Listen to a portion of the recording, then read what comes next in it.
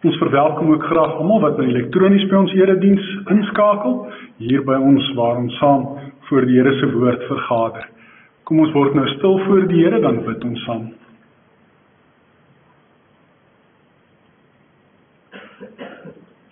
Ons Vader wat in die hemel is, aan U kom toe die lof, die aanbidding, die eer en die heerlikheid tot in alle ewigheid. Want aan U behoort die koninkryk en die krag en al die heerlikheid, ook tot in ewigheid. Vader, U is heilig. U is rein en sonder sonde. In U alwysheid en almag het U 'n raadsplan bedink vir die wêreld. 'n Raadsplan wat ook U verlossingsplan insluit. U het besluit om ons deur die bloed van die Seun aan die kruis met U te versoen, sodat die vyandskap wat die sonde veroorsaak het en verwydering tussen ons en U gebring het, verwyder kan word. En daarvoor is ons so dankbaar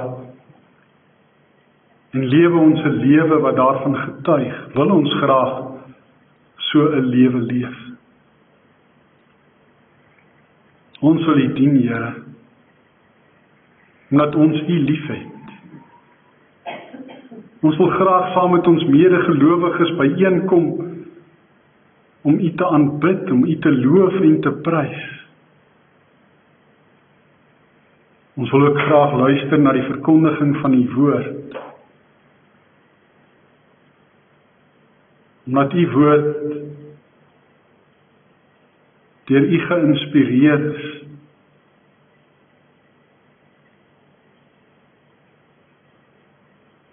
Sodat dit ons kan toerus, sodat ons kan weet hoe groot U liefde vir ons is. En ook sodat ons U regverdigheid kan leer ken en kan weet dat U altyd sal sorg dat reg en geregtigheid uiteindelik geskied. En daarom sien ons uit ook na Christus se wederkoms. Omdat reg en geregtigheid dan volkome sal seëvier. En terwyl ons op pad is daarheen, Here, is daar soveel uitdagings in ons lewe. Soveel afdraaipaadjies en soveel struikelblokke. En dis juis waarom ons U woord nodig het. Om die lig vir ons pad en die lamp vir ons voete te wees. Praat dan vanoggend weer met ons elkeen, wanneer ons daarna luister. En gee vir ons die insig, die gewilligheid en die bekwaamheid om daaraan gehoorsaam te wees. Ons bid dit in Jesus se naam. Amen. Maatjies, ek sien Koewen die harlekyn hier agter. Kom ons kyk gou wat het hy op die hart vanoggend en hoe gaan dit met hom? Sy. Goeiemôre almal, hoe gaan dit? Goeiemôre julle almal. Nee, dit gaan baie goed, dankie. Ek is nog steeds droog en daarom gaan dit uitstekend. Die Here se genade is vir my baie goed en ek vat dit dag vir dag en ek lewe tot sy eer. Dit is wonderlik om hom te ken en hy dra my elke dag met hierdie stryd wat ek elke dag moet stry. Alwyn, ons is baie bly om dit te hoor en ons is so dankbaar dat jy nog steeds oorwinning oor jou drankprobleem behaal en nog steeds daarvolgens lewe. Dis wonderlik. Maar ek het gewonder, wil jy ons so 'n bietjie vertel van jou kinderjare nie? Nee, nie regtig nie. Hoekom nie? Wat's fout? My pa was 'n monster van 'n man. Was hy baie groot gewees? Nee, nou nie, hy is baie groot in statuur nie, maar groot in woede en barstings. Sjoe, so hy was 'n kwaai man gewees. Verskriklik kwaai. En as hy gedrink het, nog erger. Hoe het hy ook gedrink? Ja, ongelukkig. En dan het hy ons behoorlik aangerand. My ma het onder dit gelei. Sy het altyd blou oë gehad en met 'n donker bril geloop, al was haar oë eintlik bruin. Ai, ek is jammer om dit te hoor, jong. Ja, dit was vreeslik. Ek kon nooit iets reg doen in sy oë nie. Ek het altyd meer pakslae as kos gekry. Hy het gesê hy slaan my nie vir wat ek gedoen het nie, maar vir wat ek nog gaan doen. Hy wou my reg kry en op die regte pad, maar ek dink hy het my skoon op die verkeerde pad geslaan. Ai, ek is jammer om dit te hoor, jong. Ja, nee, my boude was stikkend geslaan, deurgeslaan. Daai roppel en lak van hom het nooit gerus nie, hoor. As ek hom sien aankom het ek sommer in mekaar gekrimp van vrees. Ai ja, nee, ek kan maar net dink. Ja, jong, party mense dink vrees en eerbied is dieselfde ding, maar eintlik is dit glad nie. Ja, nee, dit is glad nie. Ek was baie bang vir hom, maar ek het geen eerbied en geen respek vir hom gehad nie. Hy was 'n monster van 'n man. Ai, ek is so jammer, jong.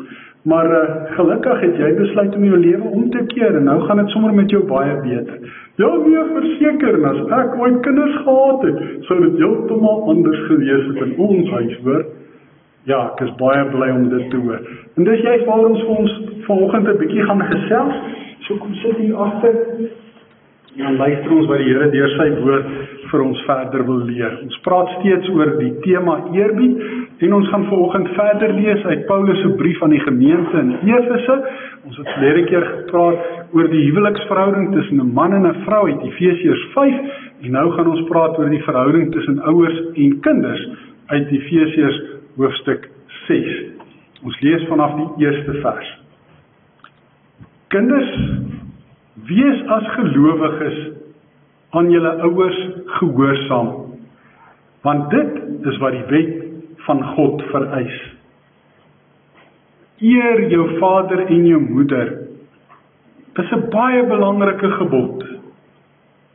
En daar is nog 'n belofte by, sodat dit met jou goed mag gaan en jy lank mag lewe op die aarde.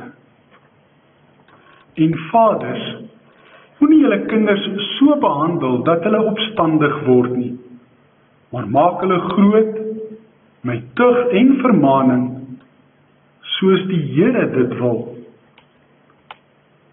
Geliefdes, eerbied is iets wat 'n mens van kleins af moet aanleer. Dit is so belangrik om eerbied aan te leer, want as 'n mens 'n groot mens is en jy het nie eerbied vir God nie, en jy het ook nie eerbied vir ander mense nie, dan gaan jy heel waarskynlik ook nie eerbied vir jouself hê nie. En dit veroorsaak dat jy eintlik dan 'n diep ongelukkige mens is. 'n Mens wat die hele tyd soek na iets om jou gelukkig te maak, en dit net nooit vind nie. Dan is jy soos daardie lied van Koos Du Plessis, 'n soeker wat nooit vind, 'n swerwer sonder rigting, 'n kind van die wind. Mense wat so soekend is na iets om hulle gelukkig te maak, omdat hulle so diep inherent ongelukkig is, raak dan dikwels so maklik verslaaf ook aan allerhande dinge soos drank en dwelms en dobbel en seks en noem maar op. Omdat hulle hier diep in hulle binneste 'n leemte het wat hulle probeer vul met iets wat nie langdurige verligting bring nie. Dalk vir 'n paar oomblikke beleef hulle 'n high, soos hulle dit noem. Maar as hulle daar val, dan val hulle al hoe dieper weg in 'n put van neerslagtigheid, waaruit hulle sukkel om uit te kom. Dis 'n droewige prentjie. En dit alles het te doen met die woordjie eerbied. Want as hulle eerbied gehad het vir God, was alles soveel anders. En dis iets wat mens van kleins af moet leer, by jou ouers. Onthou jy toe ons Maleagi gelees het, het ons gesien in Maleagi 2 vers 15, dat God gesê die rede waarom daar 'n huwelik is, en hoekom hy 'n huwelik ingestel het, hoekom 'n pa sy ouerhuis verlaat, en saam met sy vrou lewe en hulle een word, sodat daar 'n nageslag kan wees, wat God eer, wat eerbied het vir hom. Dis God se doel met 'n huwelik, en met 'n huisgesin. Kinders moet dus met gesindheid, met woorde, en met dade geleer word wat dit beteken om gelowiges te wees. Want as jy nie gelowig is nie, gaan jy nie eerbied vir God het nie. Jou eerbied vir God is ten nouste verbind aan jou geloof in hom. En die inhoud van jou geloof is net so belangrik. Want as jy in 'n God glo, wat eintlik maar net 'n kwaai God is wat straf uitdeel om elke hoek en draai, of 'n God wat so liefdevol is dat hy nooit ooit straf nie, en dat 'n mens maar enigiets kan doen wat hy wil, of 'n God wat maar net 'n beskermer is, wat jou moet beskerm waar jy ook al gaan, of 'n God wat jou in jou tye van nood, soos eksamentye en toetstye, soos die tye waarin die kinders nou is, daar is om jou te help deur daardie tye van nood. Dan het jy 'n skeefgetrekte prentjie en 'n idee van wie God is. En dan gaan jy ook nie eerbied vir hom hê soos dit hoort nie.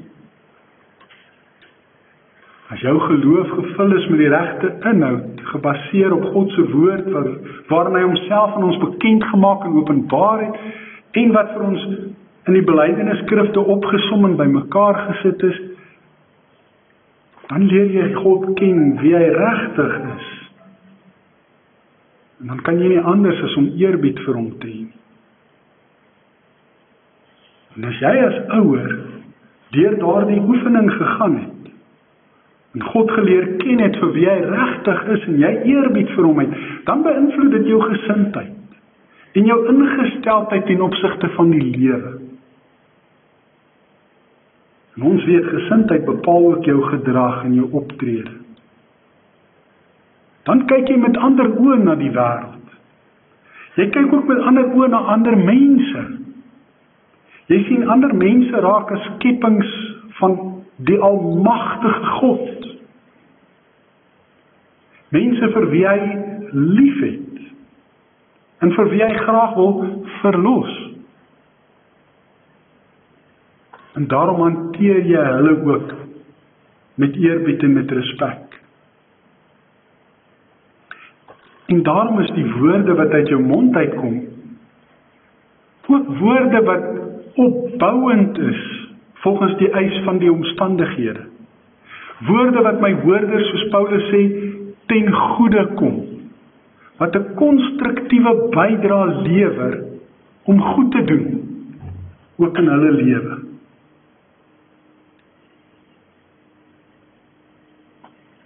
Dan word kinders nie gevloek en geskel nie. Dan word hulle met respek behandel. Dan word huweliksmaats ook nie gevloek en geskel nie, want Spreuke sê, praat kan soos dolksteke wees, dit kan diep seer maak. As mense wat sê, ek het nog nooit my huweliksmaat aangerand nie, ek het nog nooit hulle oë toegeslaan nie, ek het hulle nog nooit geklap nie, of fisies hulle aangerand nie, maar met hulle woorde, het hulle al baie keer baie seerder gemaak, as dat 'n fisiese aanranding sou kon wees.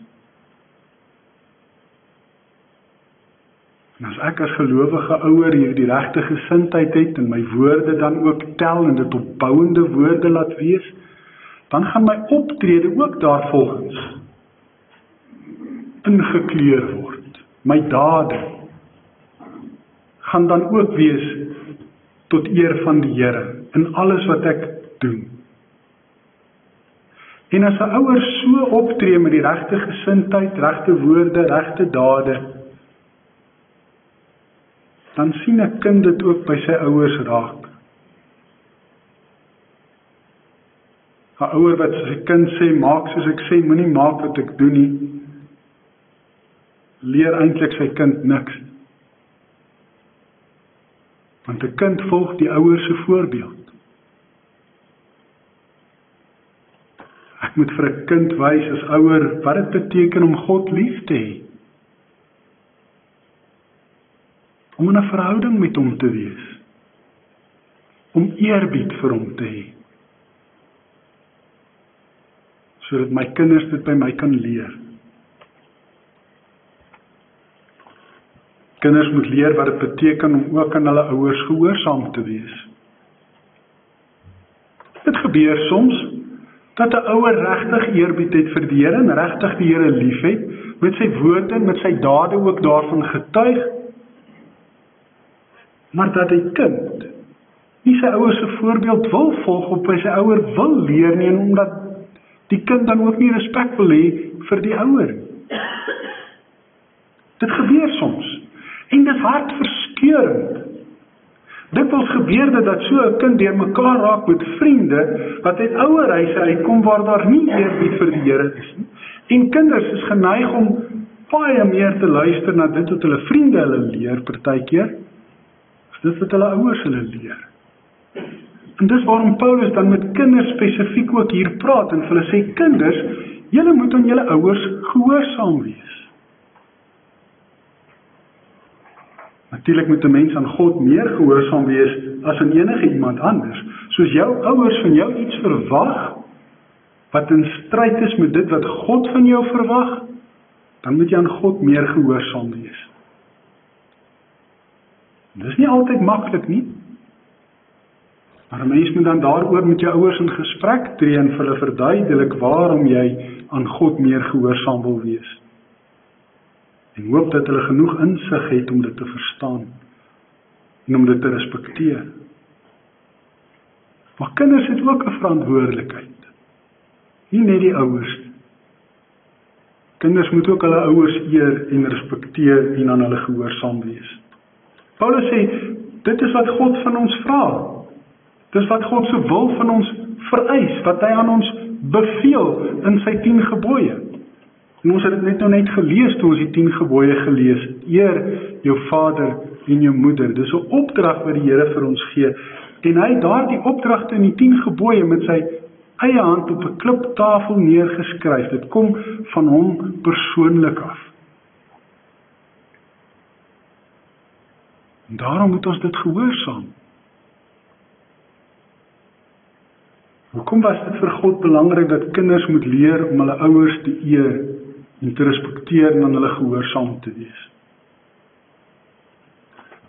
Want hy weet, 'n kind wat sy ouer gehoorsaam en eer en respekteer is ook 'n kind wat as hy 'n groot mens word, vir God eer, gehoorsaam en respekteer. En dis wat hy graag wil hê, 'n nageslag wat hom eer. En dis waarom hy daardie gebod ook gegee het. En Paulus herinner ons dat dit 'n gebod is wat 'n belofte by het. Nie al die gebooie het beloftes by nie, hierdie een het. Die belofte wat by is 'n belofte van geluk en voorspoed, sodat jy lank en gelukkig kan bly in die land wat die Here jou God vir jou gee.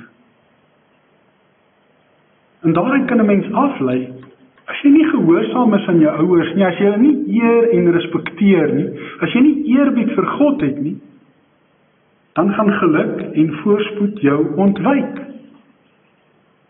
Dan gaan jy wees soos daardie mense van wie ek in die begin gepraat het, soekers wat nooit vind, swerwers sonder rigting, kinders van die wind.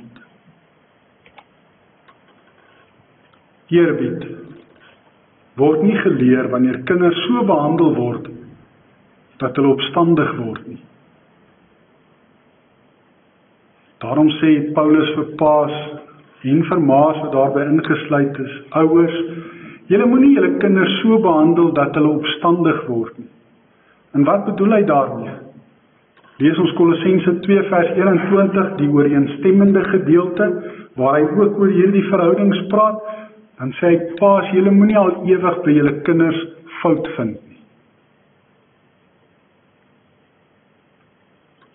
Dikwels bedoel ouers goed, deur hulle kinders te wys op hulle foute. Maar as dit al is wat jy doen, dan kan jou kind nie anders as om opstandig te word nie. Niemand hou daarvan om die heeltyd gekritiseer te word nie. Om die heeltyd op hulle foute gewys te word nie. Ons almal maak foute. En onthou jy wat het Jesus gesê vir die skrifgeleerdes wat hom met 'n strikvraag probeer vastrek het en 'n vrou wat op oorspel betrap is na hom toe gebring het en gesê dat Moses gesê het so 'n vrou moet gestenig en doodgemaak word? Wat het Jesus vir hulle gesê? Ja, eers het hy met sy vinger in die sand geskryf. En toe sê hy uiteindelik vir hulle, toe hulle nou aanhou, laat die een wat nie sonde het nie, die eerste klip optel en gooi. En wat het gebeur? Die mense moes een vir een omdraai en wegstap. Want ons is almal skuldig en ons maak almal foute. So, hoe moet 'n mens dit dan hanteer? Waarderend. Dis die geheim. Waardeer ook die goeie dinge wat jou kind wel doen. Sê ook vir hulle, jy is trots op hulle wanneer hulle 'n goeie prestasie gelewer het. En as hy huis toe kom met 'n rapport en hy het 100% gekry vir sy wiskunde, moenie dink dit was 'n wonderwerk nie. Dit was harde werk. En 'n wonderwerk. Moenie dan vir jou kind sê, hoekom het jy die 110% gekry nie? Sê vir jou kind, ek is trots op jou. Kan sien jy het hard gewerk. Ek het waardering daarvoor. 'n Waarderende ouer bou ook 'n kind se selfbeeld. 'n Kritiserende ouer breek 'n kind se selfbeeld. En deur waarderende ouers te wees, help ons kinders en maak ons dit vir hulle soveel makliker om eerbied en respek vir ons te hê, en as resultaat daarvan ook vir God. En dis tog waaroor dit gaan. Dis tog die doel wat ons wil bereik.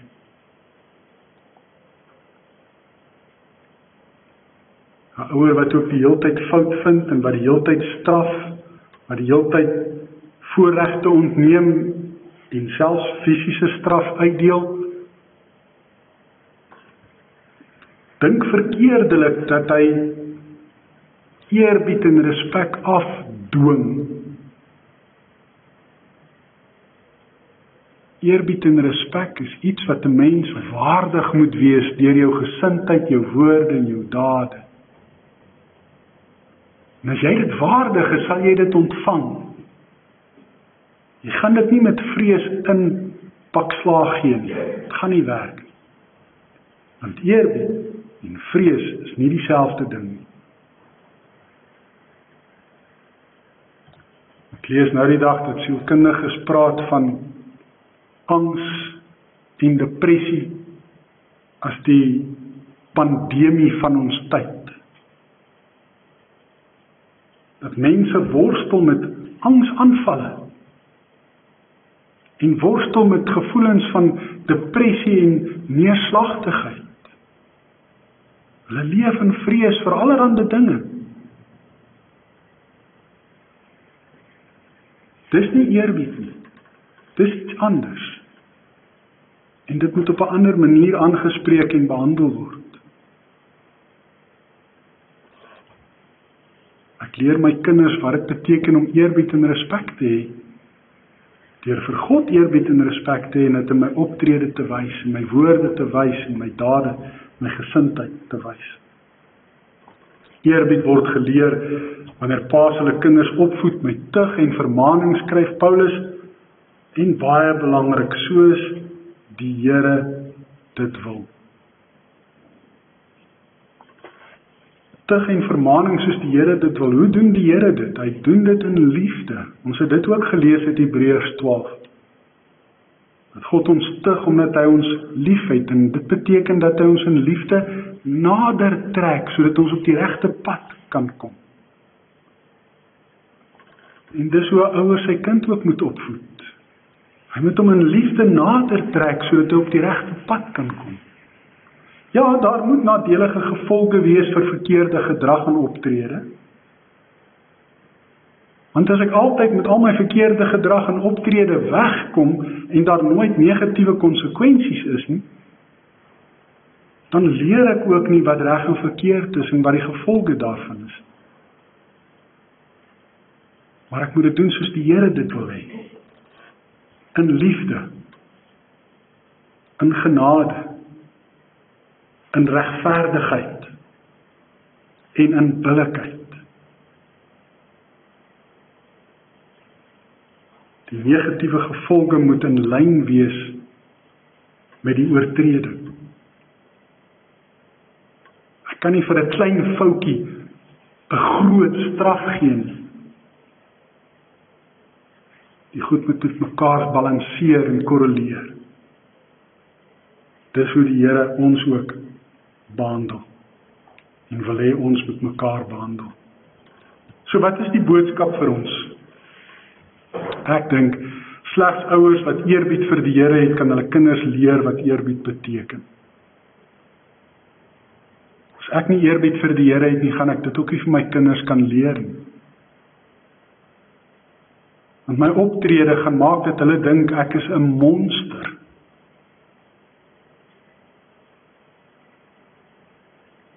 En sodoende doen ek niemand 'n guns nie.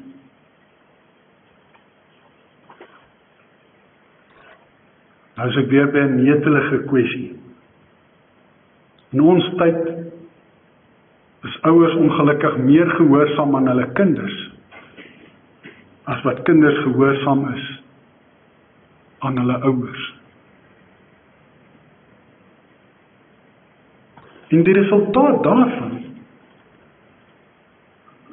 jy moet maar self dink, gaan nou daarby kom, wat die resultaat daarvan gaan wees.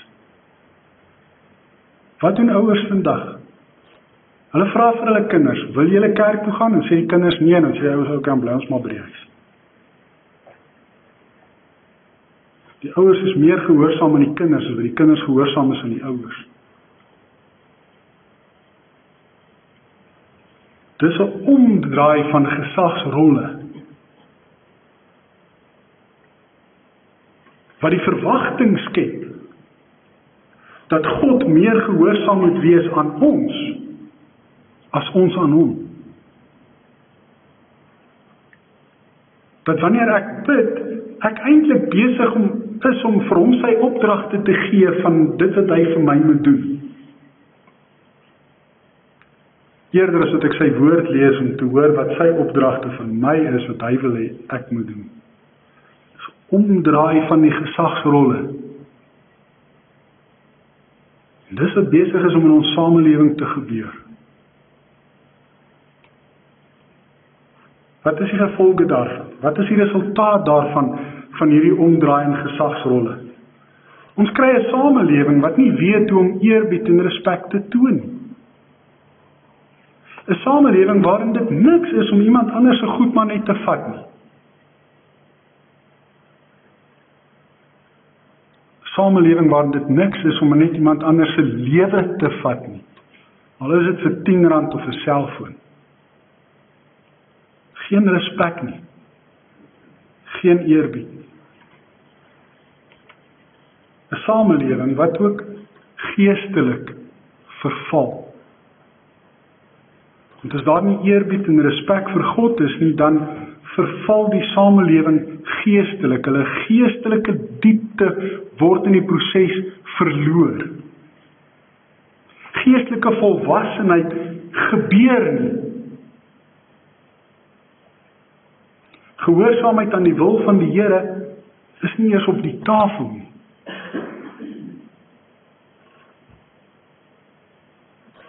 Van 2019 af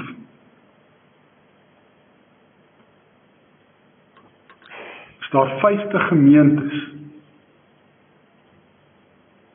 in die NG Kerk wat nie meer bestaan nie. Is daar 500 predikante wat nie meer in voltydse bediening is.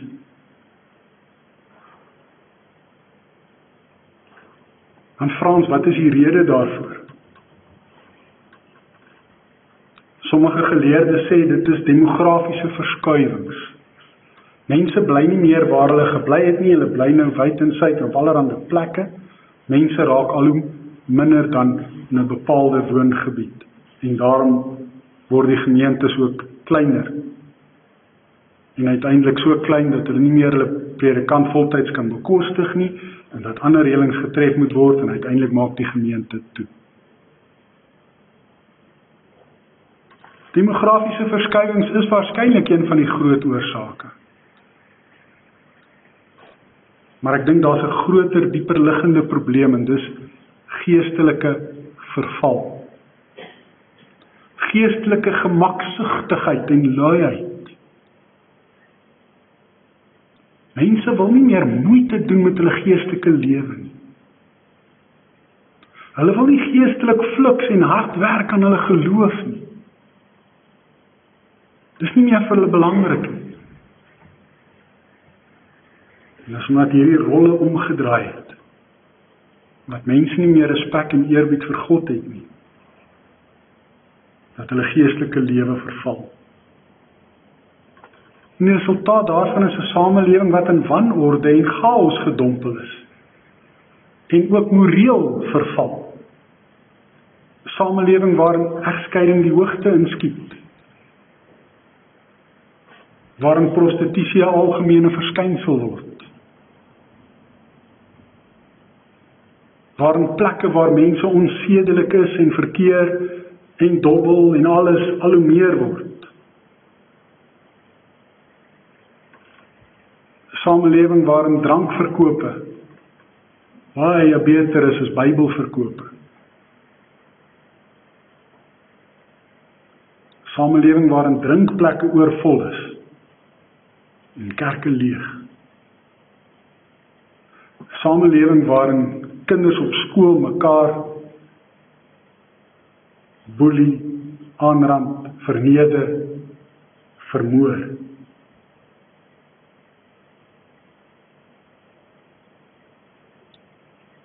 Samelewing waar mense mekaar aanrand, fisies, maar ook verbaal en emosioneel. Dit word 'n siek samelewing. 'n Tragiese samelewing. 'n Samelewing wat geestelik en moreel uitmekaar uitval.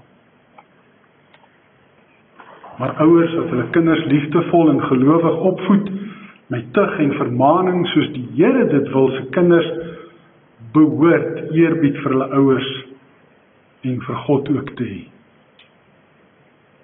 Daar is uitsonderings, kinders wat hulle ouers baie hartseer maak, omdat hulle nie die 5de gebod gehoorsaam nie. En daaroor moet ons bid.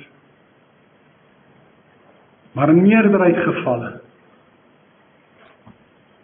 waar ouers hulle kinders grootmaak, liefdevol en gelowig, met eerbied en respek vir God, sal daar ook 'n samelewing wees, wat geestelik gesond en sterk is, wat moreel gesond is, waarin God geëer word in alles wat ons doen. Ons het dus 'n keuse. In watter samelewing wil ons woon, werk, leef? 'n Samelewing waarin mense soekers is wat nooit vind, swerwers sonder rigting, kinders van die wind, of 'n samelewing wat eerbied het vir die Here, die Almagtige. Amen. Kom ons bid saam. Hemelse Vader, in die woord lees ons dat daar in die laaste tye al hoe meer afvalligheid sal wees. Mense die waarheid nie meer sal wil hoor nie. Dat hulle al hoe meer hulle self tot verdigsel sal wend. Dat hulle dalk nog die uiterlike skyn van godsdiens gaan hê. Maar dat die krag van ware en egte godsdiens ongekend sal wees. Here, ons sien dit oral om ons raak. Ons sien die geestelike en die morele verval in ons samelewing. Ons sien ouers wat meer gehoorsaam is aan hulle kinders as kinders wat gehoorsaam is aan hulle ouers. Ons sien ook hoe dat sommige ouers soos monsters hulle arme kinders verwoes en vernietig, verneder en verkleineer. En ons sien ook kinders wat met hulle dwaase optrede hulle ouers se harte breek.